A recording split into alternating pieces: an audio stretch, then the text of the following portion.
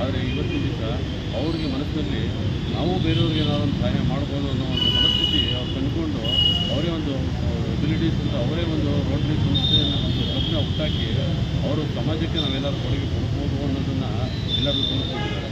ಇನ್ನು ಇವತ್ತಿನ ದಿವಸ ಕಾರ್ಯಕ್ರಮ ಫಂಡ್ ರೈಸಿಂಗ್ ಪ್ರೋಗ್ರಾಮು. ಅವರು ಸ್ಪಾನ್ಸರ್ಸ್ಗಳನ್ನ ಹತ್ರ ಹೋಗಿ ಅವ್ರ ಫಂಡ್ ಕಲೆಕ್ಟ್ ಮಾಡಿ ಆ ಫಂಡಿಂದ ಜನಗಳಿಗೆ ಏನಾದರೂ ಸಹಾಯ ಮಾಡಬೇಕು ಅನ್ನೋ ಒಂದು ಮನಸ್ಥಿತಿಯಿಂದ ಈ ಕಾರ್ಯಕ್ರಮ ಮಾಡ್ತಾಯಿದ್ದಾರೆ.